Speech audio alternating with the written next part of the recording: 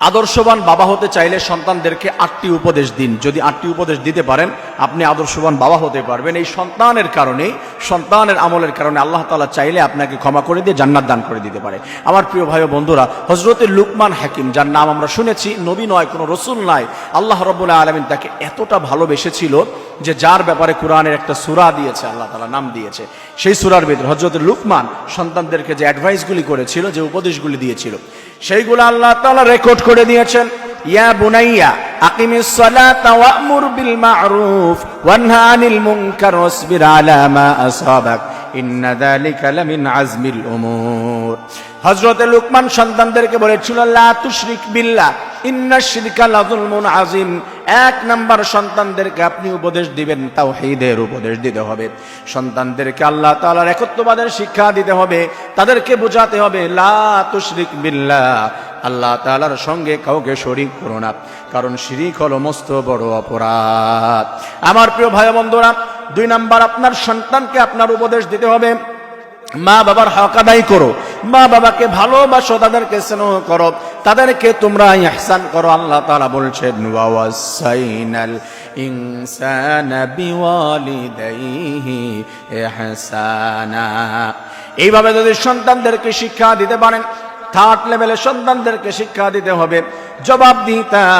সন্তানরা যদি অনেক সময় অপরাধ করে ফেলে, অনেক সময় সন্তান বিপদে চলে যায়, কোথায় গেল, কি অবস্থায় গেল, তাদেরকে জিজ্ঞাসাবাদ করতে হবে। তোমার কোচিং থেকে আসতে বিকাল 3টা বাজে, আজ কেন সন্ধ্যা পার হয়ে গেল, কোথায় গিয়েছি না, এমন করে তাদের খোঁজ খবর রাখতে হবে। এইগুলা যদি রাখতে না পারেন, অনেক সময় দেখবেন আপনার সন্তান বেলাইনে চলে গিয়েছে, আপনার সন্তান অবাধ্য হয়ে গিয়েছে, নাউজুবিল্লাহ। আমার প্রিয় ভাই ও বন্ধুরা, আল্লাহ রাব্বুল আলামিন শিক্ষা দিয়েছেন সন্তানদেরকে আপনার 4 নম্বরে যে আদেশ করতে হবে, নামাজের আদেশ করতে হবে। আল্লাহ তাআলা বলে দিয়েছে, সন্তানদেরকে তোমরা নামাজের আদেশ করো, নামাজ তোমার পরিবারের ভিতরে প্রতিষ্ঠা করে দাও, এবং তোমার ফ্যামিলির ভিতরে, তোমার সমাজের ভিতরে, সব জায়গায় নামাজ প্রতিষ্ঠা করে দাও। সন্তানদেরকে বলো, হযরতে লুকমান যেমন করে বলেছিল, ইয়া বুনাইয়া আকিমিস সালাহ, নামাজ প্রতিষ্ঠা করো। রাসূল কারীম সাল্লাল্লাহু আলাইহি ওয়াসাল্লাম বললেন, সন্তানের বয়স যখন 7 বছর হয়ে যায়, তখন তাদেরকে তোমরা নামাজের আদেশ করবে। আর যখন 10 বছর হয়ে যাবে, তখন সন্তানদেরকে নামাজ যদি আদায় না করে, তাহলে তুমি সন্তানদেরকে প্রহার করতে পারবে।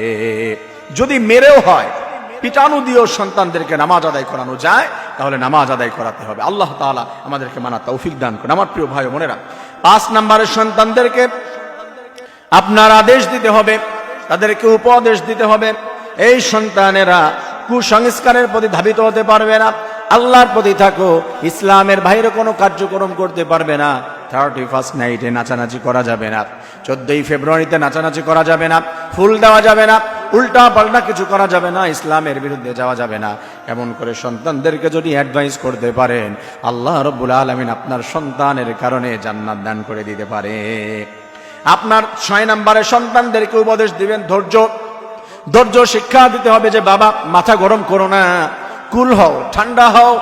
কোনো একটা বিষয় নিয়ে খুব আপসেট হয়ে গিয়েছে, কোনো একটা বিষয় নিয়ে খুব বেশি এক্সাইটেড হয়ে গিয়েছে, সন্তানদেরকে বলো, ইন্নাল্লাহা মা'আস সাবিরিন, ধৈর্যশীলদের সঙ্গে রব্বুল আলামিন সর্বক্ষণ রয়েছে। আমার প্রিয় ভাই বোনেরা, সন্তানদেরকে আপনারা অ্যাডভাইস করবেন, উপদেশ দিবেন। 7 নাম্বার, বিনয়িতা, নম্র হও, বিনয়ী হও। কারণ যার ভিতরে বিনয়িতা রয়েছে, যার ভিতরে নম্রতা রয়েছে, তার ভিতরে আল্লাহ তাআলা ক্ষমা দেয়, আল্লাহ তাআলা মাগফিরাত দেয়, তাকে আল্লাহ সফল বানিয়ে দেয়। যার ভিতরে শুধু রাগ হয়ে যাওয়া, কথায় কথায় মাথা গরম করা, আল্লাহ তাআলা তাকে সফলতা দেয় না। 8 নম্বরে আপনাদের সন্তানদেরকে যে বিষয় শিক্ষা দিতে, শিষ্টাচার শিক্ষা দিতে হবে, সন্তানদেরকে আদব শিক্ষা দিতে হবে। এই বিষয়ে যদি সন্তানদেরকে অ্যাডভাইস করতে না পারেন, শিক্ষা দিতে না পারেন, অনেক বাচ্চারা রয়েছে, ছোট্ট ছোট্ট বাচ্চারাই দেখা যাচ্ছে মুরব্বি কেউ এসেছে, তার গায়ে হাত তুলে শুধু লাথি মারছে, কথায় কথায় তার মাথার টুপি নিয়ে যাচ্ছে, ওড়না ধরে টান দিচ্ছে, এই ধরনের কাজ করে। তখন তাদেরকে বুঝাতে হবে, তাদেরকে প্রয়োজনে ছোটখাটো ধমক দিতে হবে, বাচ্চাদেরকে এইভাবে বড় করতে হবে। আর না হয় দেখবেন আপনার বাচ্চাটা আস্তে আস্তে এই কার্যক্রমগুলো করতে করতে বেয়াদবি শিখে ফেলছে। আমার প্রিয় ভাই বোনেরা, এই 8টি শিক্ষা যদি সন্তানদেরকে আমরা দিতে পারি, অ্যাডভাইস করতে পারি, আপনি আদর্শবান বাবা। আর যদি এইগুলো করতে না পারেন, আদর্শবান বাবা আপনি নিজেকে দাবি করলেও আদর্শবান বাবা আপনি হতে পারছেন না। আল্লাহ রাব্বুল আলামিন আমাদের প্রত্যেকটি বাবাকে সন্তানদেরকে অ্যাডভাইসগুলি করে আদর্শবান বাবা হওয়ার তৌফিক দান করুন, আমিন।